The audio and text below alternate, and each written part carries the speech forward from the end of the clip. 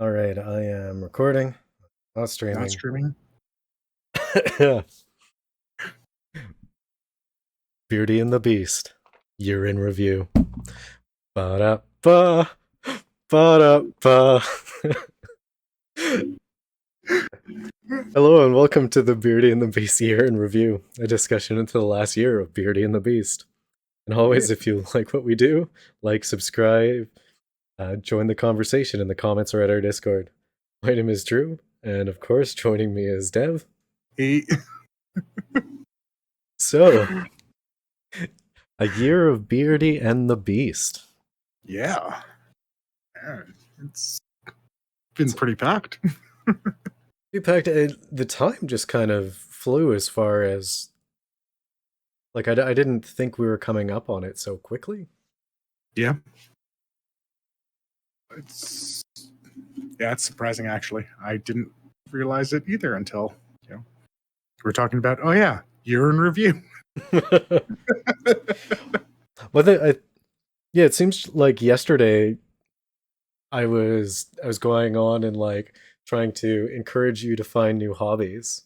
Yeah. Which then led into like a vague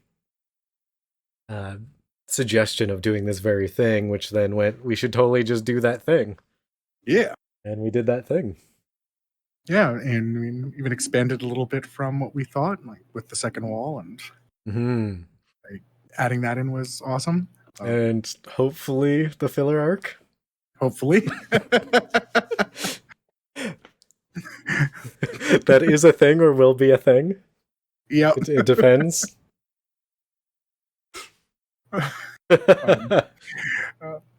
It's funny how much it changed from what our original concept was, like just the list of movies that we had. Like we originally thought of doing this as like just ripping on terrible films and such. Yeah, like a mystery science theater, but post/podcast sort of thing. Yeah. And we figured we didn't want to have all crap, so that's why we started off with Silent Hill. Because people thought it was crap, and they were like, nah, I think I like doing this instead. Well, I mean, starting off with Silent Hill, like it didn't help that our original list was just movies we were going to use to torture each other with. Yeah. Like 80% of those movies have been removed and replaced with mostly like what I assume will be good stuff or stuff that I've enjoyed in the past. I mean, there's a couple movies that I am not looking forward to, but we'll end up watching. Yeah, there's definitely a few of those. I mean, one is because, it's a movie that people say is good, even though, and heck, we say is good. Oh, yes, that movie. Okay. We just can't stand it. It's a good movie, but I hate it. Yep. Definitely. It's. I mean, that's kind of like Requiem, though. Yeah. It's like, oh, it's a great movie, a must watch for everyone, but I'm never gonna watch it again. Yeah. It's funny. I was actually at a party and that conversation came up. I was like, no, everyone should watch this movie once. It's totally one of the best movies ever made, but only watch it once. Yep. Oh yeah, that movie nearly broke me. It's so good and so bad. Well, no, that brings me like emotionally bad. Well, that brings me to my first question that I have for you. All right. Throughout this, we have gotten quite a series of different genres, different tones, different feels for everything that we've done as far as our reviews. Yeah. Is there anything that you came across during this that was either like unexpectedly good or just unexpectedly bad? Oh, well, I know which one which one immediately comes to mind is Unexpectedly Bad. Or are we talking about the second Silent Hill again? Oh, obviously. Just a film that had all of the right pieces, but it did not go together at all. Of course, being Little Hours. And everything about that film looked like it, on paper, looked fantastic. That was probably the hardest movie that I watched. Well, I realized after that, like after we had discovered that being like the primary definition of it, having everything and missing the mark. Yeah. The fact that it had everything that would be great on paper, but still like failed to impress in the ways that it did. Mm-hmm. It's totally understandable when you realize that, like, even though it was a small thing, with that cast, you would have expected it to have at least hear about it. Yeah. But you didn't. Yeah. That's very true. Yeah, because I hadn't heard of it until you showed me a trailer of it just before. Well, I mean, like, the trailer has all the best parts. It really does. I think the movie that ended up being really good, that I went in with pseudo low expectations of, was Underwater. Oh yeah, I actually. What's the best way to describe this? I really enjoyed Underwater, far more than I thought I would. After the first 10 minutes, because if you remember, I didn't even look at a trailer. Yeah, you were just like, "This is a newer movie, let's do it," and I'm like, I'm going in 100% blind. Yeah, like I didn't even know. What's her face? Good actress. Kristen Stewart. I didn't even know she was in it. Yeah. Until and then when I saw her, I was like, my prejudices came up. And then halfway through the movie, I'm like, you know what? This is, I mean, I'm not saying it's a top-notch movie, but it definitely impressed me beyond what my impressions were. Yeah. Yeah. And like, I had a little bit of foreknowledge of it. A few of the people that I watch on YouTube, I saw some people calling it a complete clone of like Alien, and others going like, you don't know what you're talking about. There's actually some really good character work and such in here. So I had kind of that mixed review around it, and at the time they were both kind of reviewers that I trusted, so I didn't know what to expect when I had. It's always nice to be like, come out of it pleased. I'll say that. Yeah. I think it's a shame that movie, came out. Basically, the timing of that movie just didn't help it in any way, shape, or form. But I could see that one becoming a cult classic in the long run. Yeah, I think so too. Yeah. Unfortunately, like, if they do a sequel, it'll be terrible. Oh, of course. But I think for me, the one that fell short was probably Earwig. Yeah. But I mean, that's kind of a natural thing. Like, I mean, people who have listened to our podcast in whole kind of have inklings about my problems with Studio Ghibli movies. I'm gonna save most of it for rants when we watch one I don't like. No, I think I've done most of my rants, but I felt like Earwig was gonna have potential because it was new and it was fresh. But then, just something about it. It's like a movie where nothing happens. Oh, that's very true. And it's not even in the good Seinfeld way, you know? Yeah. Oh, you said it had all of the Miyazaki charm, but none of the Miyazaki substance. Yeah. Like, I think that title suits that film perfectly. Like, I don't think that one hit me as like the major disappointing one, because I went into that film with just concerns with like the jump to computer animation. I mean, you still hold. I kind of hold hope. Like, I may not like Yeah. Ghibli movies, but at least their character stuff is usually really good. And Mhm. like, so much of that was missing. Your way. Yeah.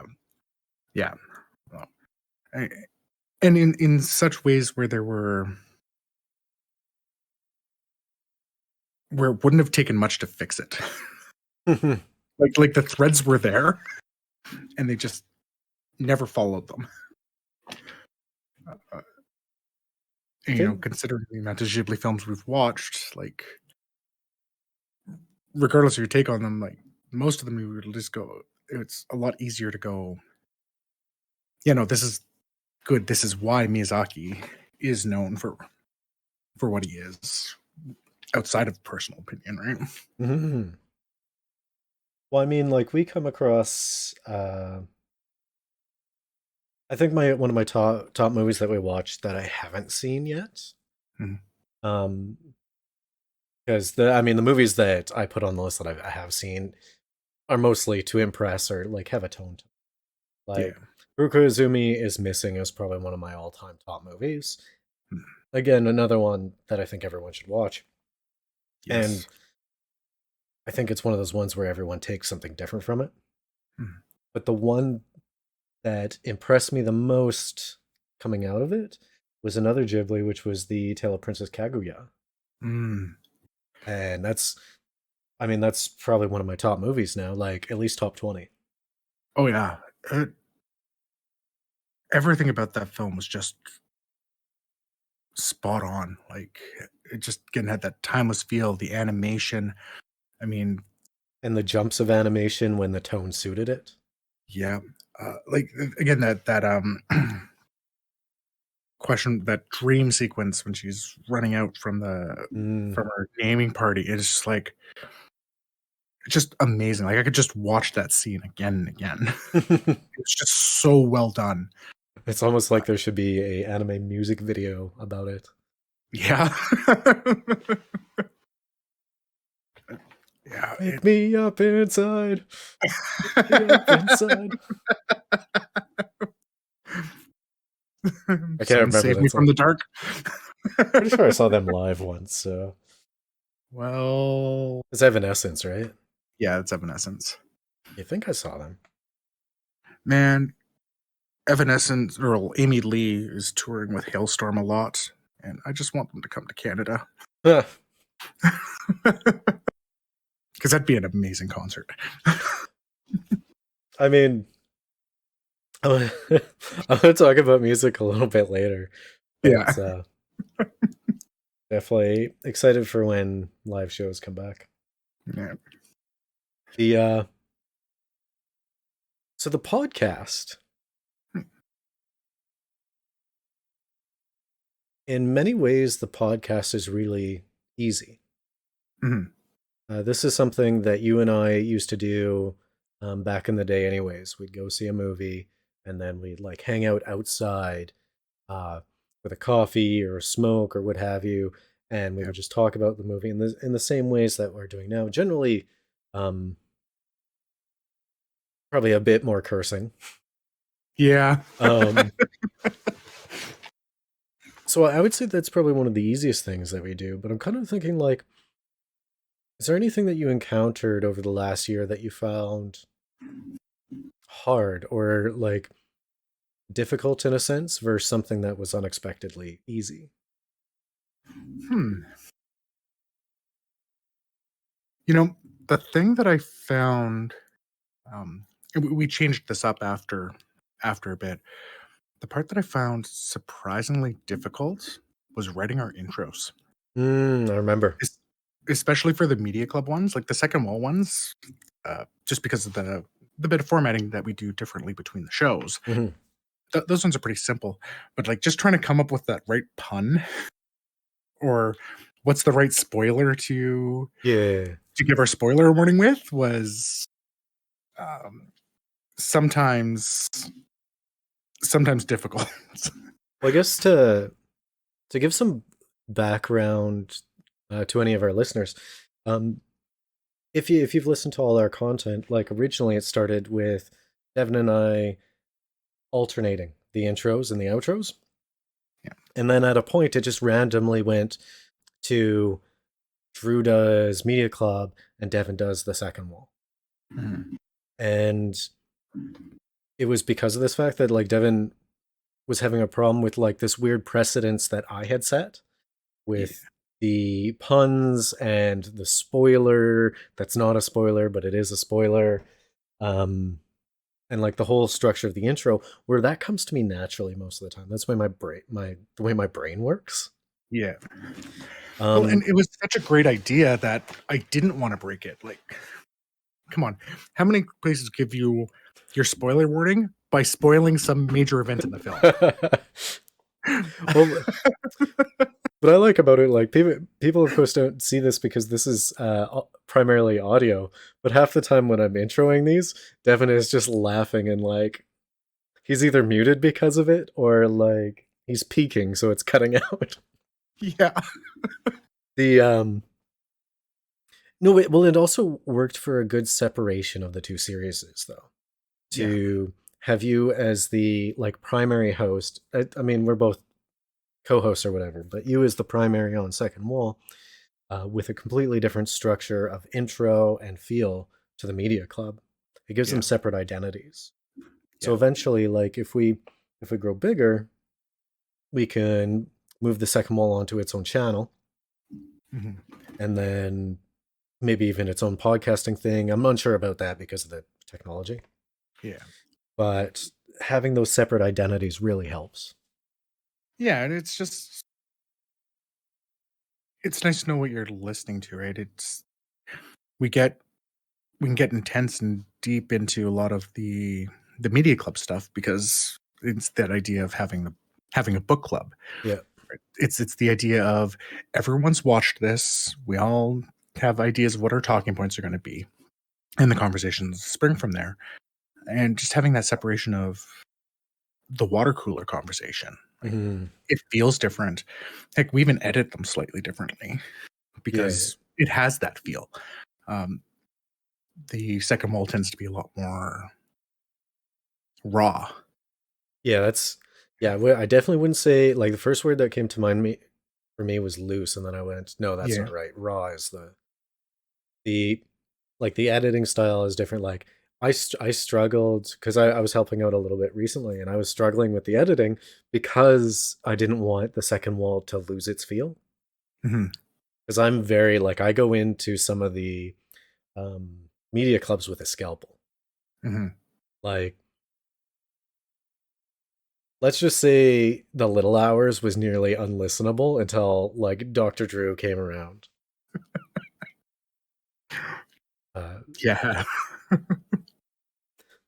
Yeah, it was bad. You know what? And like I really don't mind the editing. And I actually found the editing fun. Like when we started out, like if you even seemed like you were delayed on the editing, I would just steal it from you. Yeah, because I was really enjoying it. But as soon as we started dealing with SEO, like I can no longer like, watch a let's play while editing or like do other tasks that I would normally do while editing. I actually have to pay attention because I got to deal with SEO and like what we're talking about and timestamps. So now it's actually like a time sync, which I don't dislike. Yeah, it's just a whole lot harder than it used to be. That's fair, but I mean, I think it's worth it. It's like it's little things. Like when we started out, we didn't really think of, okay, well, what are we putting in the video descriptions, and are we referencing, like when we reference other videos, should we be linking to them? It just didn't enter my mind, and just having that point, it's like, oh, maybe we should try this and see if it helps with the searches. And it does. And it does. Like we saw a change almost immediately. So it's worth it, and it's fun. One thing I do find with that, because you're right, it is a bit more work, but it's really fun going through and going, it's like, oh, and that's going to be the title of the episode. Or, oh, and here's just that one random thing that out of context is just hilarious, and hiding those couple of Easter eggs within our our lists. Or just like making fun of each other. Yeah. Like I make fun of. I do most of the editing of the media club except when I need help. Yeah. And you do most of the editing on the second one unless you need help. Yeah. And like I find myself, because I want it to be balanced, like making fun of myself in the descriptions. Yeah, exactly. And it's funny, and one thing that'd be nice to be seeing people commenting on those hidden jokes within the in the descriptions, because I'm waiting for it. Well, I'm excited to like have a community and memery and merch. Yeah. These things would be really interesting. A good friend of mine, for my birthday, he got our black and white avatars printed on a hoodie for me. Nice. I'm like, that's a super cool gift. I'm never gonna wear it because wearing your own face on a piece of clothing is like super cornball. But like, I could frame it.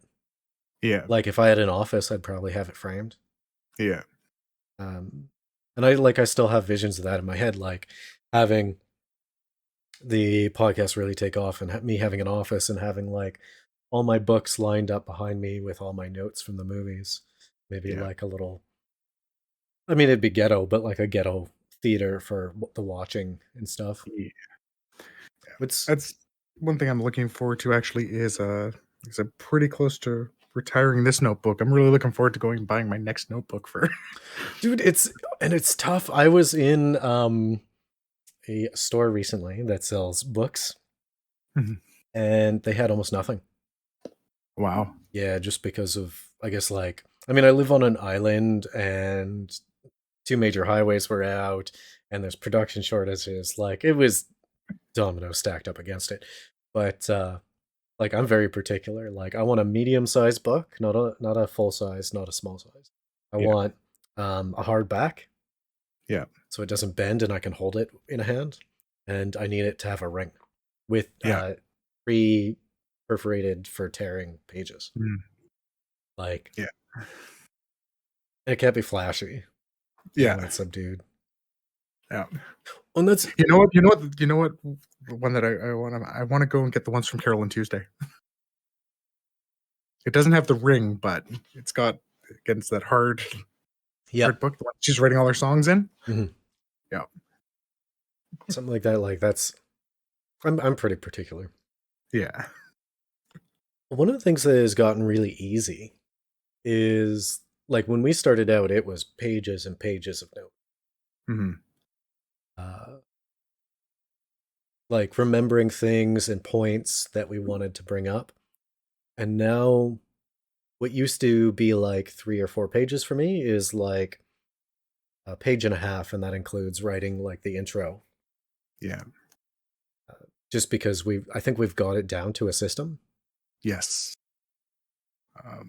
Yeah, a lot of the times when I write notes, like there's a couple where, I definitely go a lot of pages in, but it's more because it's not writing notes in the same way that it was when we first started. Like 3 pages when we did Silent Hill way back it's because we didn't know how we were going to play off each other or how all the pieces were going to connect, what talking points we'd actually be talking about. We moved that down to some of the other ones, like Bell, because I'm not going to say that Japanese name. Mess that up. I'll leave that to you. What? This is certainly something that keeps getting more and more difficult. The fact that like I keep having to pronounce foreign names like Ryu to Sobakasu no Hime. And I mean, like the little hours. When I tried to say the original title of that it was based off of that book, and then the original author's name, I almost had a stroke. I'm sorry. Like I just say like Die Hard, Yeah. um, with, but like the notes there, it was very few, like surprisingly, and again, pretty deep movie. Conversation was just as long, uh, but we didn't need it in the same way. So it really became more a quick note of, you know, music design just becomes a note because it's something I know I want to talk about, Mhm. as opposed to having to write down what in the music design. Well, exactly, and I think this is what's changed for me is it's gone closer to the post movie talks of old, Mhm. where um like before there was just so much preparation. There was Yeah. far too much just like wanting to cram in various talking points as far as like I want to talk about this and I want to talk about this and I want to talk about this. Like there's so many times now we'll like finish it and a day later we go, "Oh, I wanted to talk about this, but I didn't." Yeah. It's just making a mental note. Most of the time when I write something down these days, it's because someone says something very specific that I think I'm going to want to quote later. Mhm. Or something that I think is very important, like a prediction Yeah. or a joke. Yeah. And that's actually what a lot of my notes have become, is that it's more I'm writing it down because like I think this might be foreshadowing something. I Hmm. want to see if that actually comes through, or again, just some major character moment that absolutely needs to be there. Well, exactly. And one thing, or actually two things that we've super improved on, filler words. Uh, We were so bad. well, like I still say like a lot, but Mhm. nowhere near as bad as I used to. You've cut out far more filler than I have. Still struggling with like. So that's one thing that we've really improved on. Like there's a few other vocal things that we could work on, but I'm not worried about it. Yeah. And the other is not getting carried away, giving the other person space to talk. Because there's a few times before where you in the little hours or me, I think possibly nobody, um, where we'd start talking and then we'd go, and then this, and then this, and then this, and this, and not giving the other person space to interject. Yeah. And like after the little hours, like we both made note of it, and it's like we should avoid doing that in the future. And I think originally we had like a hand signal, which would be like slow down, Yeah. and then now we got it in order where it's like okay, I'm gonna say a point and I'm gonna express it, and then I'm gonna leave on. The only thing I think we need to work on now, to be fully open about it, because it's going on a recording, is we both need to once we made a point and then say the other person disagrees, and then like say you restate, then we need to move on. Yeah. Like, I guess it depends on the situation. yeah. Uh, uh, I do think sometimes we can get stuck, but it's one thing that we've said with the recording as well, is the conversation is going to take as long as it needs to. Hmm. That's why our episode lengths vary.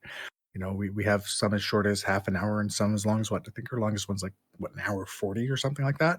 Yeah, well, I think that's Silent Hill and it's unedited, technically. Mhm. I did actually, I did go back and start editing it to re-release it in an edited form, and then I just gave up because it was so long. Uh, yeah, that's fair. I mean, we've got that varied length because if there's stuff that needs to talk about, we don't want to cut it short. Well, it's Um, it's interesting that for the most part, like the range for the media club is within a certain thing. I think like 47 minutes to like hour 20 is yeah, probably like our most solid window. Most things coming in at like 58 to hour 10. yeah, Um, And I like that, like not being pressured by the clock. Mm-hmm. Except for when I want to get into the after party. Yeah. Which I guess is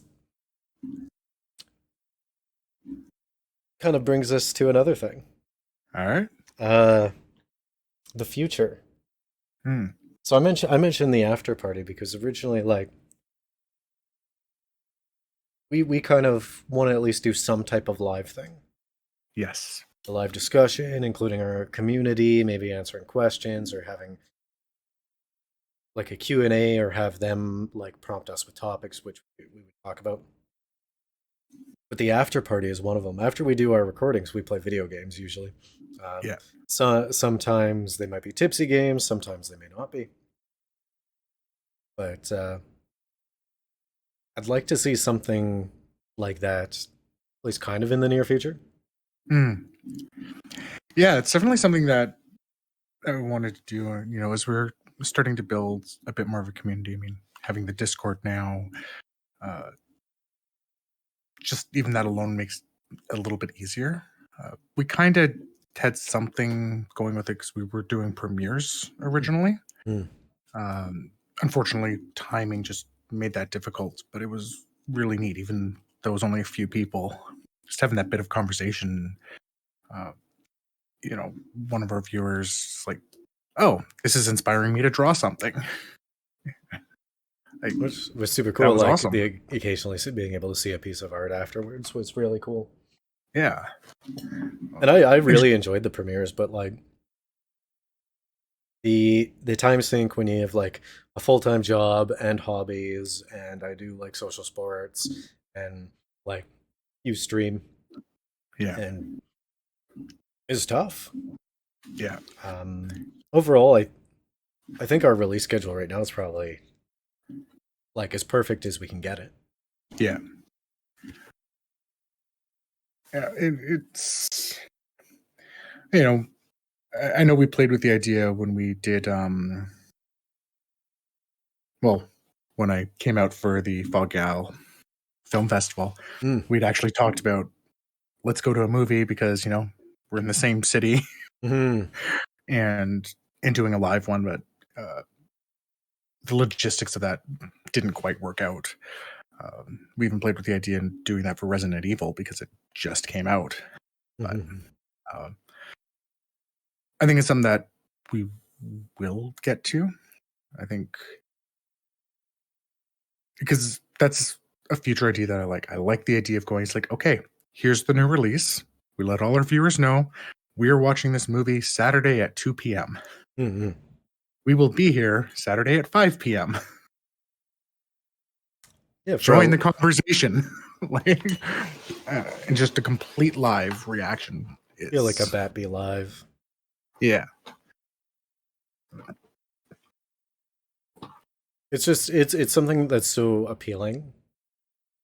I mean, as much as I like conversing with you, my friend, involving the community would be super nice too. Especially, like I'll get random messages from people I know,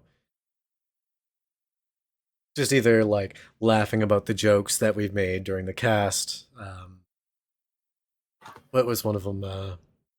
Oh, what's a Star Wars? Yeah. You're like, I don't know, something space wizards. So like just getting random things like that, or like commentary of like, you know, like I totally reacted the same way to Requiem. Little, I mean, like I wish it was comments on the thing instead of direct because, I mean, the algs. yeah. But it's just it's really nice to like know people are listening and yeah. that people are liking our stuff. To the fact where um, I got both insanely positive reviews and insanely negative reviews of the Who Framed cast because it had such a different tone. Yeah. Like, there's a couple people we both know that were like, "Oh, that was awesome. We want that. We want Ashley again." And there was a couple people who were like, "No, I want the straight conversation. It's like it was too jokey."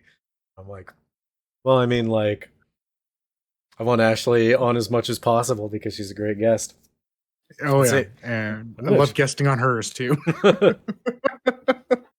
Very different conversations on hers. The one comment that I get from people is one of the people I know that watches us. He's noticed that I tend to be like the female character in a lot of the posters. That's not true. It's pretty 50-50. Yeah. But I think there was like a string that we had where it's like back to back. I mean, it was just funny. It's just like, what's going on here? No, I mean, the first 4 media clubs, I was the lady. Was it the first 4? Yeah, I mean, technically you were also the first one. We both were. Yeah, and same with the 4th one. Yeah. No, I think it's pretty 50-50. I do too. I think it was just something that the ones that he really liked just happened to have that be the case. Because I think it was like a string back to back. Because it was like Requiem, and then The Losers, and then Underwater, and then Mononoke, then Who Framed Roger Rabbit. Well, I mean, Who Framed though, like, not bad. You're just drawn that way. Yeah.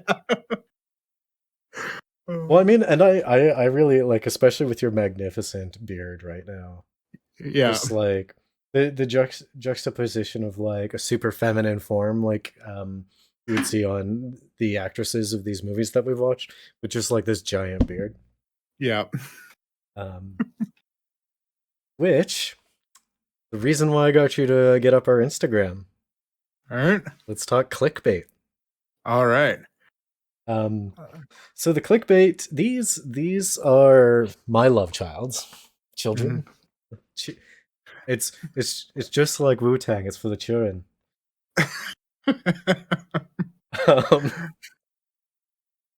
I mean, I generally do these with like the biggest, dumbest grin on my face because they just like they're either super bad or super great.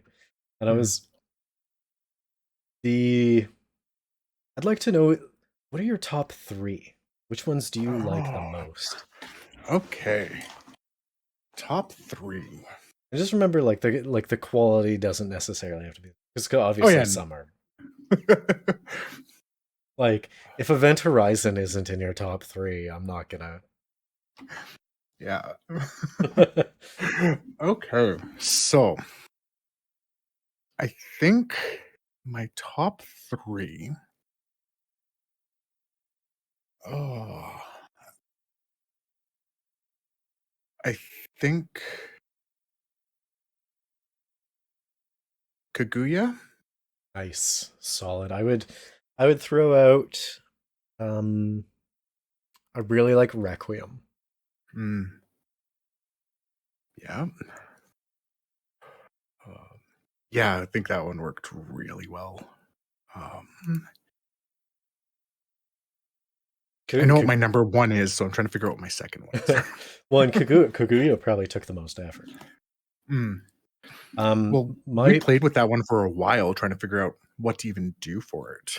Yeah, it was so tough. Like, none of the scenes work so well, and like for the media club that we do primary characters.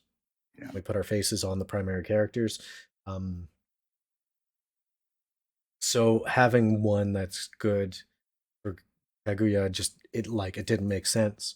So I had to not only edit in 2 completely different pictures, but then trying to match the tone, and then the screen. Like, it was probably, I put the most amount of time in. Yeah, I would say my second favorite one is probably Haruko Izumi is Missing, but I also am very fond in street art. And a little known fact about the Haruko Izumi is Missing one: it took 30 seconds to do your face. Yeah, it took me 35 minutes to do mine. Because of just that solid wall of beard helps, eh? Yeah, the beard and the contrast of the photos, it was easy to like separate it out. I think all I had to do was like manually draw in one of your eyelashes. Yeah. But for my face, it's 4 different selected parts that were all individually done. Oh wow. So instead of just like um, contrast and then running some filters on it, I did that, but I had to do it 4 times in 4 different sections and make it. Wow. You know, it's I like that one because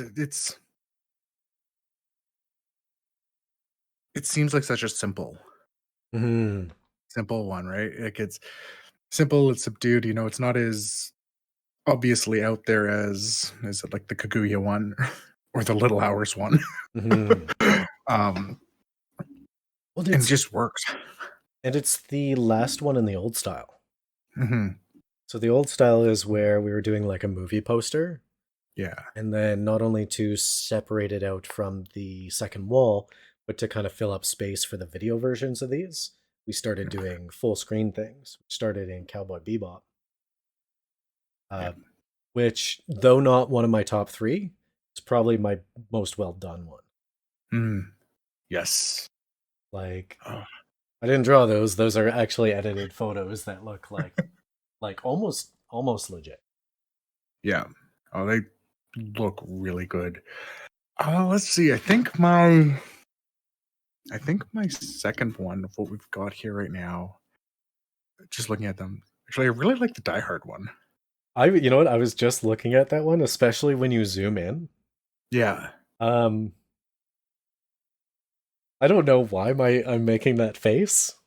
Like I look like, like stopping a guy who's running through smoke is my fetish or something. Just like the weird look on my face. But like you take full focus in it, and you don't Yeah. even notice that like the weird editing on my face in that one because yours is so well done. Hmm. And I think in this one you sent me the photo. I think it was last minute, but the lighting was so perfect.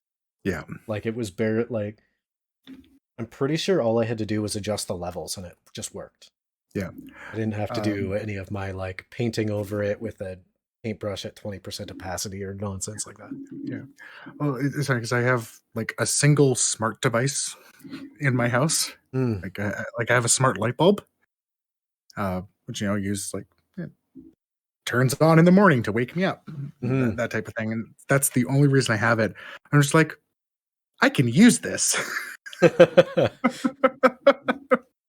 I will make Drew's life slightly easier.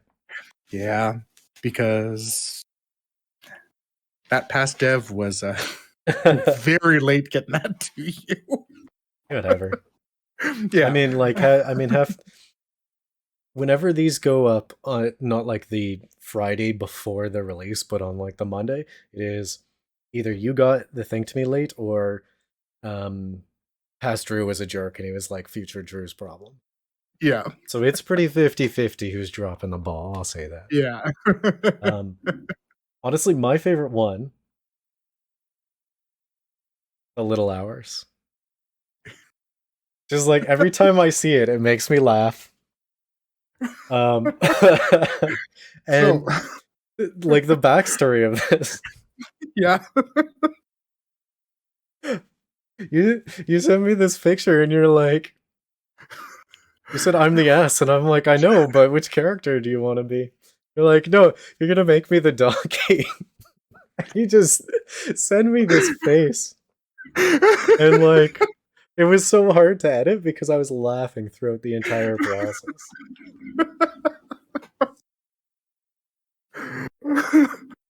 Just everything about it was so good.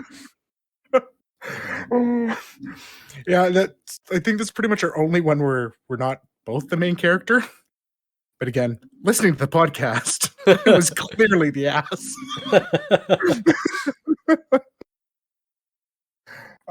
But what is it when you're the ass and you're also right?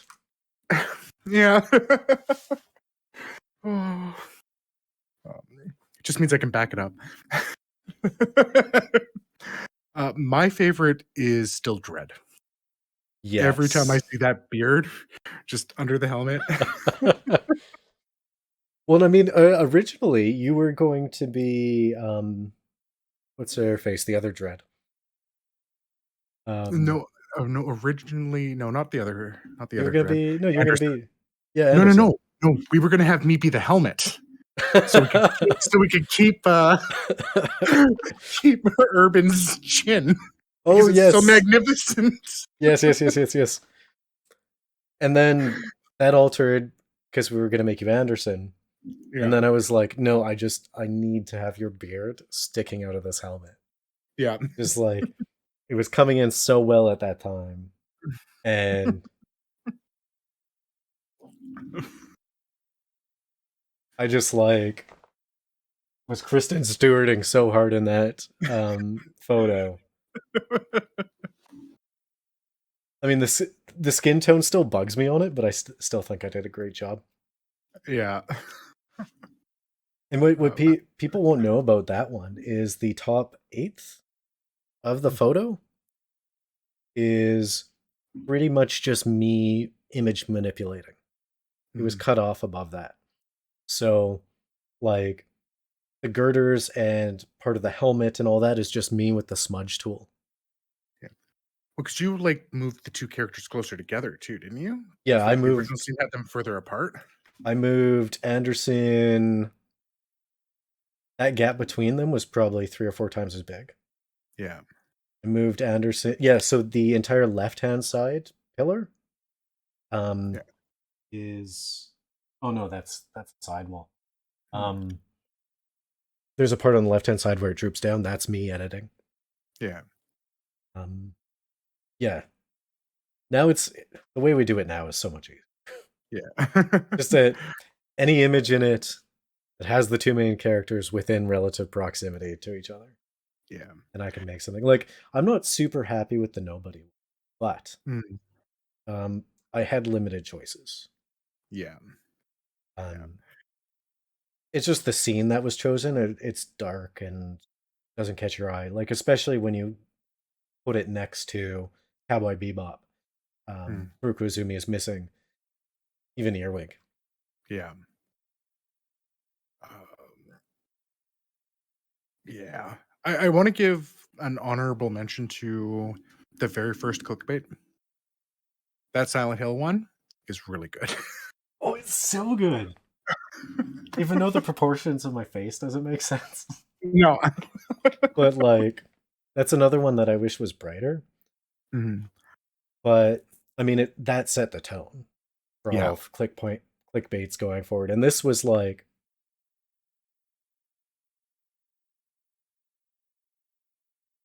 I spent a lot of time, not the most amount of time, but I can't even remember like the story behind this. I was just like, I'm gonna make something that's gonna catch people's eyes. And then I just did it. Yeah. It was just kind of like off the dome.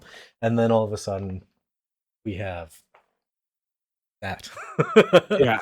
And it's just great. I wish we could have rehashed it for the second Silent Hill, but there just wasn't any good scenes for that. I don't mind the one we got. Yeah. I know the one that I played with was the idea of having Alessa and Heather. Yeah. But yeah, it's like I didn't find a good scene for it. No, it's because it's just them hugging it out. So you only see the back of their heads. You don't see both their faces at the same time. People might not know, but in the Nobody one, I did edit my face into that. My face is on that. Yeah. And just of course, yeah, just the side. Yeah. If of course, if anyone wants to point out which ones are their favorite, they can always go to our Instagram and give them a digital trophy heart point and leave a comment there to let us know you like that one the most.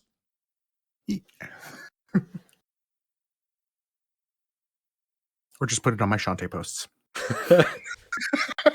So many likes. Well, I guess that brings us out of the podcast talk.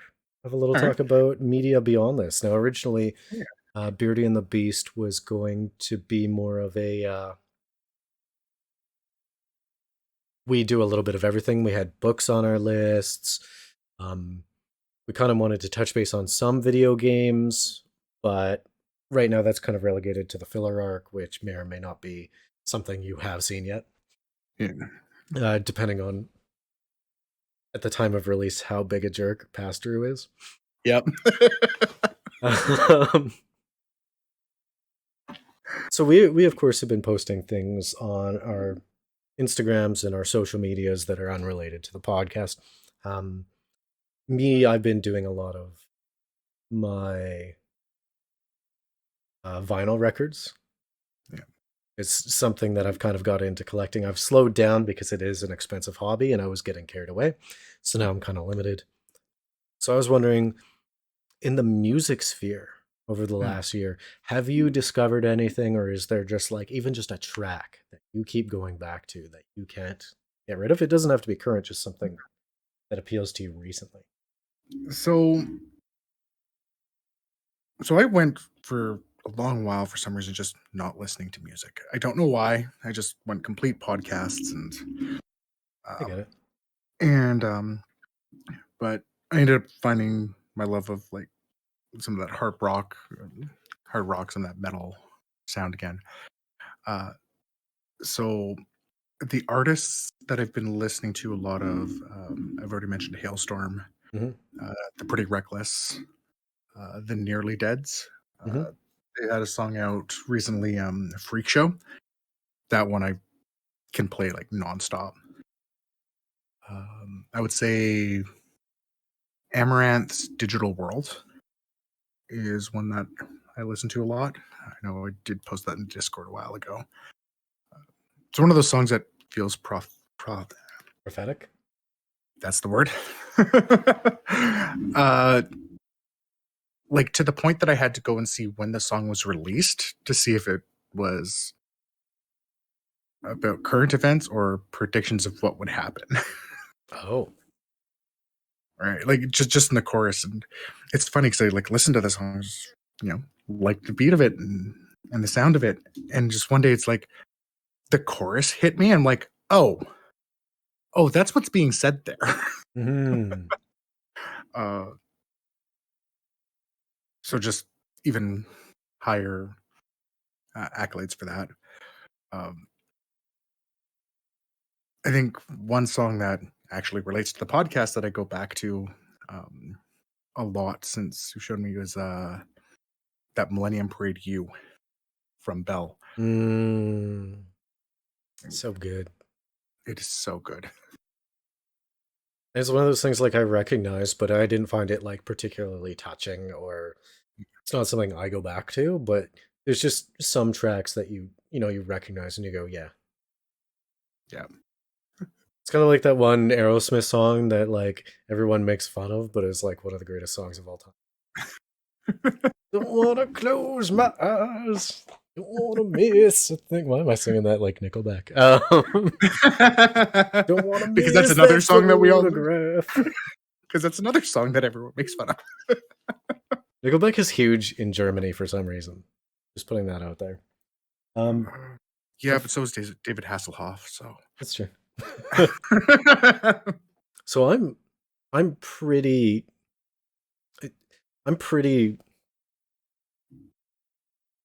directed by music. Like I was described by a friend as having blunted affect disorder, just essentially like not emoting. Like you have to be someone who deeply knows me to even know that I'm like emoting, because I just don't show it on my face, right? Yeah. Unless you got me in a laughed fit, which it is very easy to tell.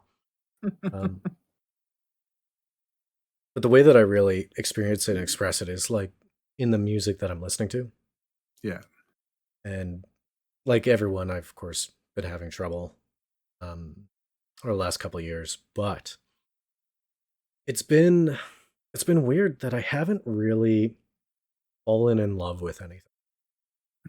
There's very few tracks that I keep coming back to, and it's probably because of production and releases things. Like in the K-pop machine, there's been even a slowdown in releases, and they're just starting to ramp back up. But I haven't had too much of stuff that I just like absolutely love. There's one track that I keep coming back to, and I've posted it a couple times, and that would be um, Teflon, Saga, and oh, I was and St. John. Teflon, Saga, and St. John's Beretta Lake. It's just so good. Like, and I think even people who are not super keen on hip hop can get the feels, especially because it's the sing rap style that's in the middle of Yeah, the song, so it's not like a harsh rap break on the bridge that feels out of place. yeah. It's the only song that I really keep coming back to. I did have a bout with. I always kind of periodically on a yearly basis get into a bout where I just listen to Gunship for a month, like the same three tracks. I just like repeatedly. Yeah. Um, you know what? As of late, I've been kind of getting back into Flatliners, which was probably my favorite band after I realized Finger 11 was just big sellouts. Yeah. Um, Special props Hey, though. You remember it was like a solid 2 months last year, I think it was, when Bandmade was just releasing a new music video every week. oh, so good. Oh, it was so good. And like I just kept like we would link them to each other. It's like new one. Oh my god, what the heck? I think that was almost exactly a year ago as the time of the recording. Yeah, I think so. Yeah, I think it was like just before we actually. Yeah, yeah, it was about that time. I guess we got you and me got back in contact and started sharing that stuff. Oh, so good. That I love that Afterlife song. That's actually one that I'll go back to. Mm, Go back to a lot. just the feels are so good. Yeah. Which I guess I have a little segue here. I don't know how All smooth it right. is. um, that being said, like a band that I've been following from conception apparently is a K-pop group, and their name is Kepler, Okay. and they're just pop. Nothing. They're not like Card where they're um like very hip hop and dark. They're not like uh Dreamcatcher where more you're feeling like that like a pop rock something a little bit more heavy. Yeah. Um they're definitely pop, dance pop, cute pop sort of thing. Mm. Um Apparently they're one of the biggest selling girl group first albums within first 24 hours of all time. Like some record they got Yeah. recently, which is super impressive. Uh they were spawned out of a I'll try to explain this as quickly as possible. K-pop girl group making the band, but it's the kind of the second version of this program. The original was um, a version called Produce, and it was the Produce series that was making girl groups and boy groups, and they were just huge. Yeah. Um, but they got a lot of bad press for fixing the results, Okay. uh, which is bad when a lot of the finances from the fans actually voting and trying to get their favorite people to Mm. be in the group. Um, so I think they rebranded to uh, what was it? Oh, Girls Planet 999. Mm. Um, and it just goes back to like this like weird fascination I have with foreign reality competition TV shows. Yeah. Like it's unhealthy. It's There's like been many a night you just giving me clips of these shows. I'm just like, look at this one. This one is really talented, but what is this one doing? Um, and I actually adore it. And out of the people who made it, I think there was only like two people that I didn't expect to, and two people that I thought should have made it. Yeah. Um, so this kind of goes into the shows that I've been watching recently. The one that's been most recent has been started out with oh, I need the exact name because it of course like translates weird. Mm. It's a Street Dance Girls Fighter, which is about a bunch of like late teens, early 20s girls who are in like this group street dance competition where they're being evaluated and competing in groups against each other, and it's like an elimination thing. Yeah. And then, of course, as soon as finished watching that, I started watching the original series of that, which is Street Women Fighter, which is like professional dancers who have come together and they're doing that same competition. Okay. And I just a fascination with these reality competition shows.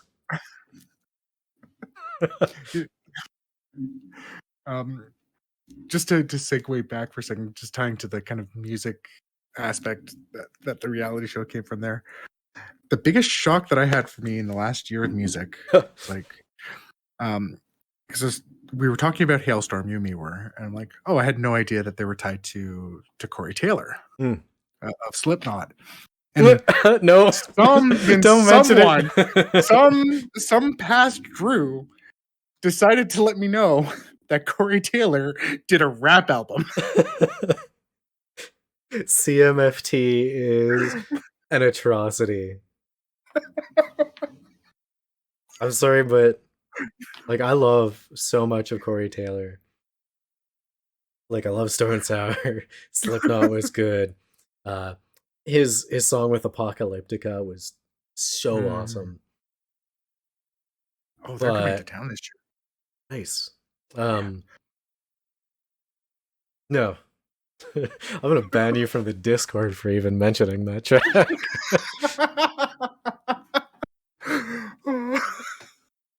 I can't. When I saw it, I almost broke my brain. It was so bad. But so to go back to my segue, has there been any shows or movies that you've seen outside of the podcast that you would recommend or that you enjoyed over the last year? All right, so there's been a few. I don't watch near as much as I used to, as much as I thought I did. Like I add a bunch of stuff. Like I add a bunch of stuff to Netflix. Like I could watch this or not. So a couple of the things that I've seen, watching American Gods, I've quite enjoyed. I love the first season of that. Never watched the second, but second, it didn't like so much, but it picks back up in the third. Okay. I remember reading a bit about the drama in that. Yeah, there's some weird pacing in the second one. Anime wise, Magical Girl Sight. I watched that. Yeah, it was good though. You know what? I will forgive anyone who is into Japanese animation because I love my like weird Korean reality shows. So, I mean, like, there's a whole group of people who absolutely love Terrace House, which is like legitimately just like people living in a house together and. So that's actually one that I've been thinking of watching because I've always had is like I'd like to learn Japanese. Like I listen to a lot of J-rock and J-pop. You know, I do like my weeby stuff, and it'd be nice to be able to just dancing along to AKB intros to anime songs or anime shows. Well, big part of it's like Ayumi Hamasaki is I love top tier, like top tier, and I watch some of these videos and I'm like, this video is so dark. I want to know what these lyrics like. I want to actually take in the lyrics that are being sung with some of these videos. Like to actually understand them, not just yeah. Well, and there's a lot like that. Like I should introduce you to some like Joel and Chai or some Ailey or Boa. But it's like to have that perspective and like actually know what they're saying firsthand rather than being filtered through somebody else, especially when words can have different connotations. Yeah. And you never know if the person that's doing, say, the translation is, say, Japanese as a second language or Japanese as a first language, which I think makes a difference when it comes to the uh, cultural significance of like a particular saying, for instance.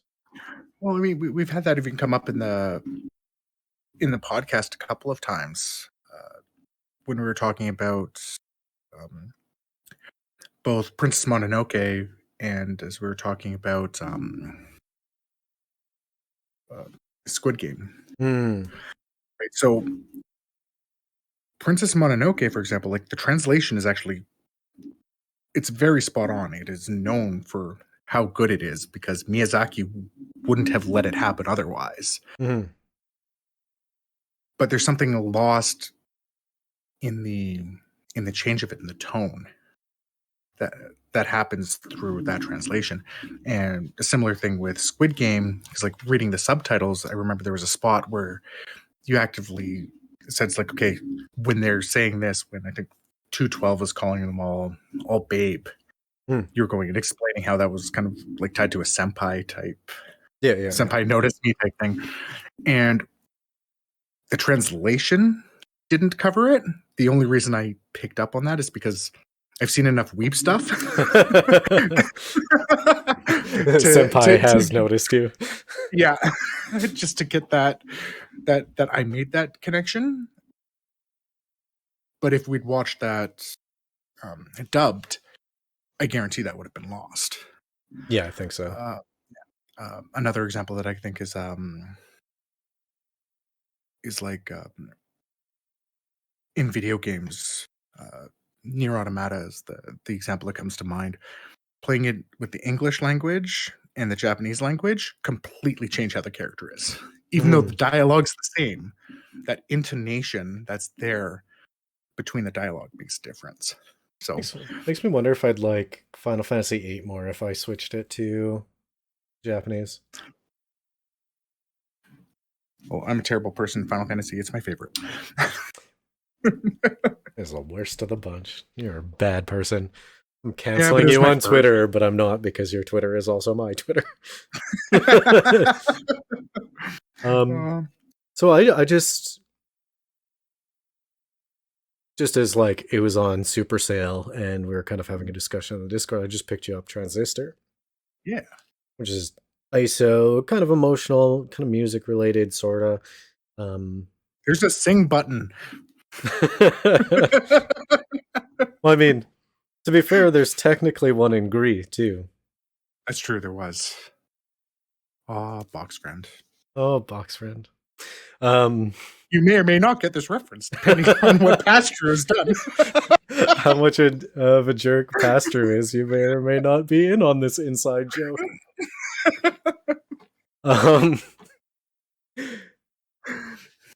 So one of the games that I picked up is kind of similar, and it's a whole lot darker, and I think you'd really like this soundtrack. It's a game called Other Side.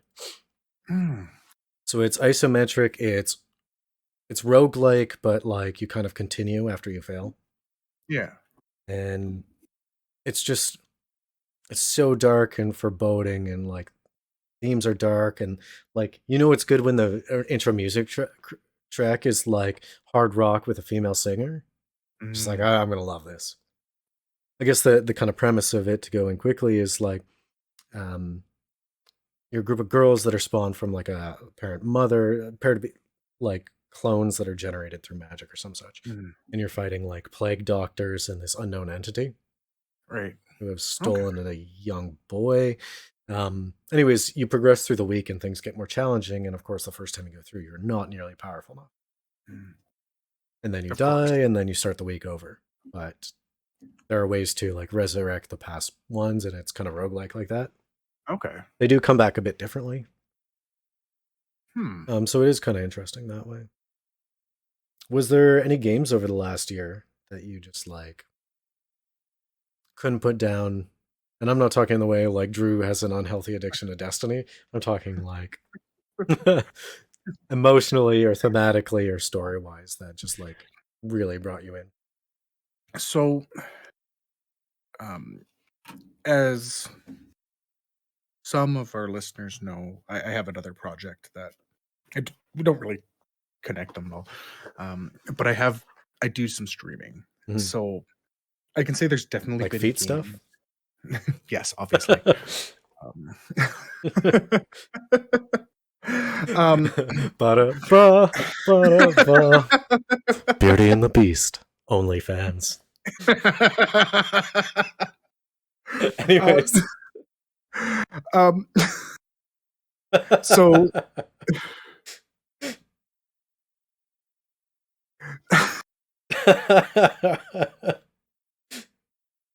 Show Bob's and Vagine.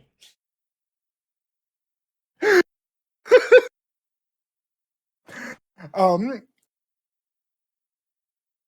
so a lot of the games that I've played, like I play them on stream as well, and it's a very different audience, very different feel than uh, Beauty and the Beast. So, and I mean, Metroid Dread Mm, coming out has definitely been a big one. Absolutely loved that, and I say this from someone who wasn't a Metroid fanboy. mm. Like I didn't play Super Metroid till like 3 or 4 years ago. Okay. Like I hadn't played any of them and gone from that to playing all of them and just super excited to have Metroid 5 finally. Uh, let's see, uh, I have been enjoying Transistor.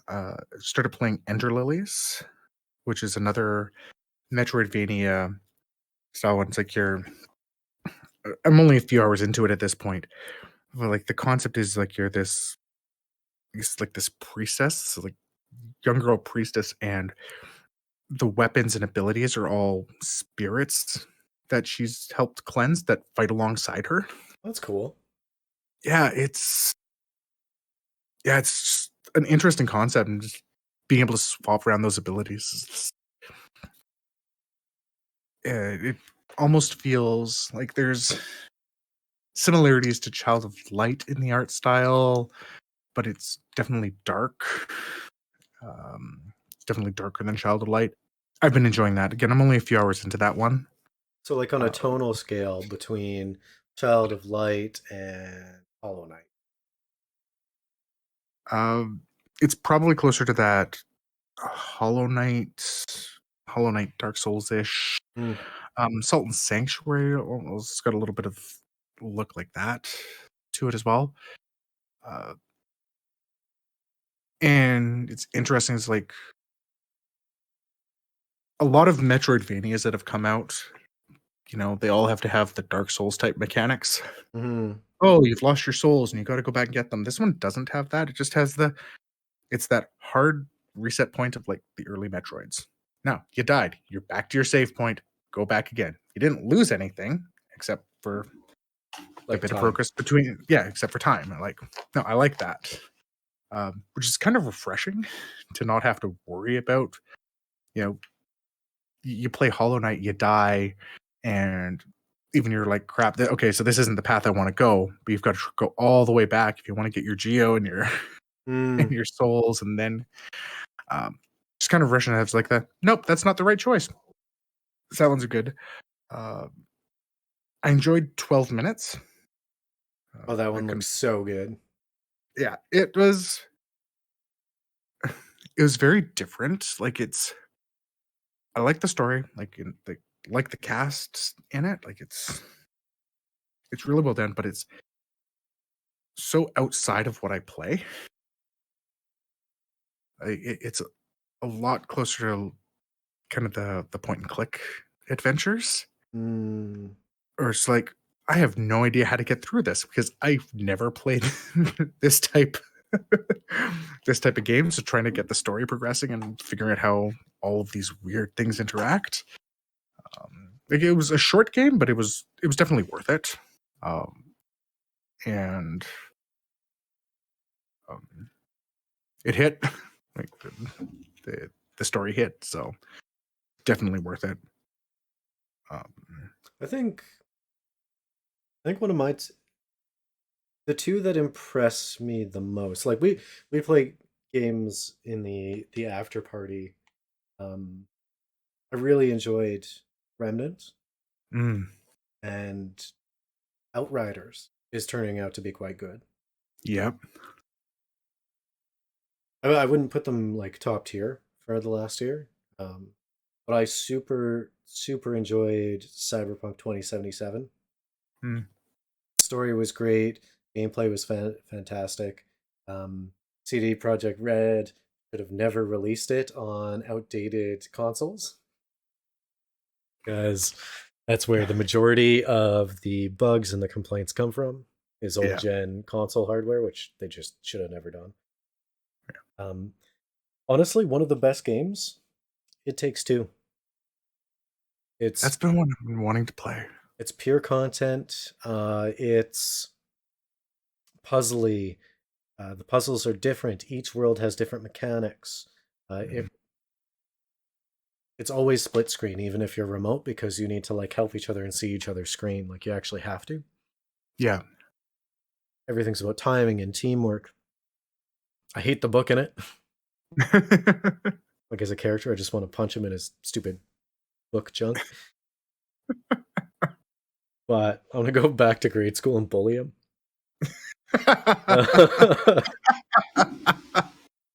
But as far as like completeness and uniqueness and the gameplay, it probably has to be one of the best games I've played over the last 5 years. I Wow. wouldn't say it's my favorite game over the last 5 years, but it's probably the it's just a thing where like each mechanic doesn't get overused and you get to the point where it's like you get excited for the next one. Yeah. I did play some of the other bigger games like Greedfall, New World. New World's too much of a grind with not much of an end game payoff. Like it needs an expansion, is my opinion. Yeah. And Greedfall just didn't grip me. That's one I actually really enjoy. Just thinking about like the difference in mechanics and such. Ori and the Will of the Wisp, the sequel. I enjoyed that they added some interesting things. It was a little bit weird, the focus shift on combat, because the first one, I mean, it had combat, but it was kind of like an auto fire cannon around you. Yeah. Already, it was all about the movement, and so it was a little bit to change my mindset around the now I've actually got to treat this a little bit more like Hollow Knight, 'cause, I've got a sword. That makes sense. Yeah, but I just love the movement in those games, and the environments. Like, I've become very big on the Metroidvania games since I've started playing. Since I played Super Metroid, and that's definitely where a lot of my mind goes. And just seeing how, with such a core concept, and just seeing how varied the games are with the environments, with the music, with the way movement works. I just love it. Well, I mean, like I get it. Like there's certain like I like dark ARPGs and isometric strategies. Yeah. I need to learn how to tear myself away from my unhealthy Destiny addiction to actually play those other games. Yeah. Which I guess kind of brings us to the future. Is there anything like media wise or podcast wise, like something that we're doing in the future? Anything that you're looking forward to over the next year that you know of? That we know of. Well, I'm always looking forward to whatever projects we do with Ashley. They are so different and so off the rails and just a blast. But when the only podcast that has a title that doesn't have anything to do with the movie itself, yeah, it's gonna be fun. Yeah. Let's see what. I'll be looking forward to get Jamie on because like he's definitely closer to our normal go. Yes. And like we riffed off him really well, I think. Yeah. So I think we might even want to get into like a something a little less corny than Invaders from Mars. Yeah. Maybe I something mean, not a themed one next time. yeah. I think like I'm really interested in seeing how the Ghibli slash Chizu film series goes. Mm-hmm. Because again, Belle was just so amazing. The discussions that happen around all the Ghibli films have been Oh yeah. fantastic. I think some of our best work, if I do say so. So I'm really looking forward to seeing how that continues going. Um, Aside from your unhealthy addiction to the mother wolf, I would agree. Uh, I'm I'm definitely I'm interested in one of the movies that were coming up. Uh, is a Korean action film that I've watched, which I remember enjoying that you haven't seen yet. Ahjussi, probably pronounce it terribly. That'll be good. And I think, you know what? I am both excited and worried for the next Chizu flick because they don't have that same Ghibli grounding. And do they have an identity? And what I'm worried about is Belle is by far their best mm, because that'll mean I will not be excited when we watch any of the other stuff. that's fair. Uh, But as always, you go into it with an open heart and no expectations. yeah, I I feel like I can't remember their titles offhand now, but I feel like when we were kind of looking into it, they were a lot of films that I've seen. Like some, at least some of them were still films that are on that must watch or that higher Mm-hmm. tier ones. So I mean, again, just the pedigree coming from the studio. Again, knowing that they were tied to um, anime that we reference fairly Mm-hmm. often is it gives me hope for it. But yeah, it'll be interesting to see what comes from that. When it comes to other things that we know we're doing, uh, um, I just saw you let's just click say, on that in the doc. oh yeah, a few of the movies that are on the list that I'm hoping we get to a little bit sooner. I think going through films like Devil's Advocate Mm. um, would be a good one.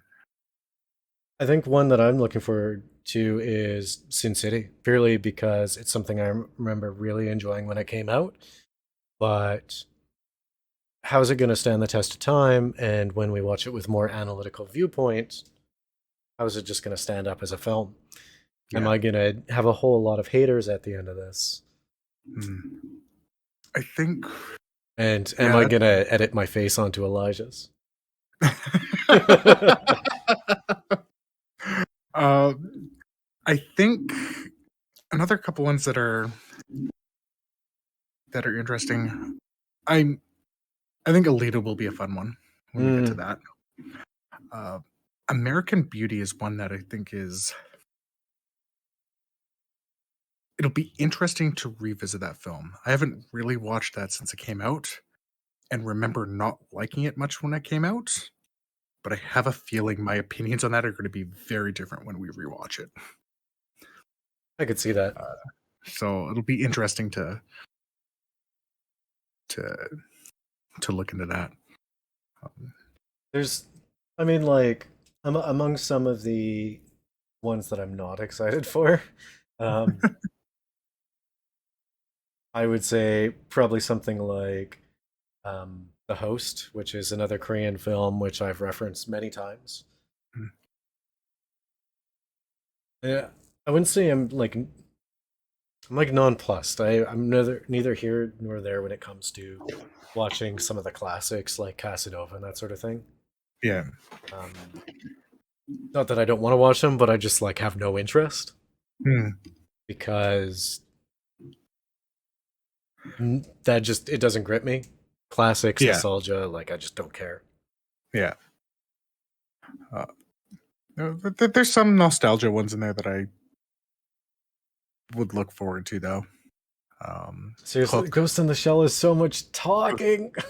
It's just talking. That's all they do. Oh my god.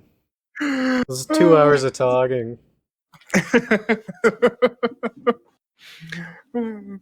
Anyway. Sprinkled with a few bits of the major being badass. Yeah, that's true.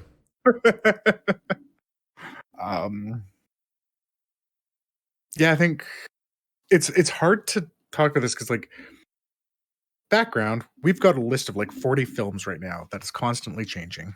We're constantly adding stuff, taking stuff away. So we're saying these films, we know there's stuff that we want to look at. When we look at becomes something. Well, because there's always the thing, like new stuff comes out, or we get a suggestion, or stuff does time out. Yeah. So we do time stuff out. We have a fixed list of 40 items. Yeah. And like one of them is a running entry, and that's Ghibli and Chizu. Yes. And it just always takes up a slot because that's always the one that we're going. Yeah. I'd love to push Paprika up or Perfect Blue. Yes. We should almost like do one of those very soon. Yeah. But before we give away the whole kit and caboodle of the inner workings of the podcast here, we should probably wrap it up. Yeah.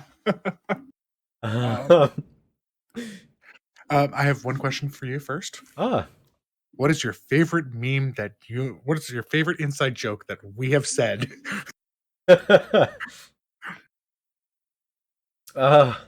What's tough because they kind of bleed in with some of our existing inside jokes. Yeah. We've kind of retired super smart. I really do like You're Not a 17-year-old girl. Why be sad when you can be box? Yep. And I guess me making dread jokes all the time. Oh, you know what? Actually, you know what? Ashley had the Father, the Son, and the Holy Waifu in that conversation, and that almost broke me. It was so funny.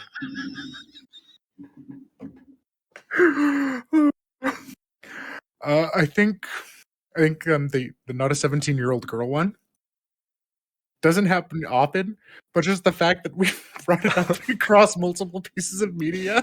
It's like, I have to remember what you said in that one podcast, or Devin. Yeah. True. You gotta remember, you're not a 17-year-old girl. Yeah, that's probably that's top. Yeah. Of course, the most important one is # release the Angela cut. Release it. Release it. Yeah, it's so sad. Carol and Tuesday, like they should have came out with a second season for that. I know, right? Oh, it would have been amazing.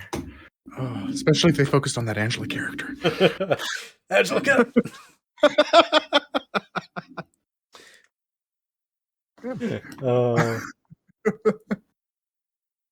Yeah, it's definitely I like anything related to box.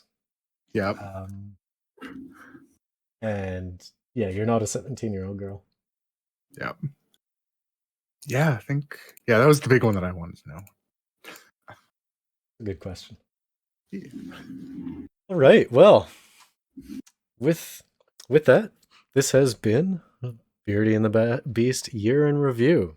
Join us next time where we discuss a film. We may like it and we may not. I'm unsure which film it is, but you'll definitely see it on the clickbait. If you like what we do, give us a like, a subscribe, share us with your friends, or honestly, I want to hear from you. So join the conversation in the comments or at our Discord, where I pretty much am lurking in it constantly, so I probably respond more than what's healthy.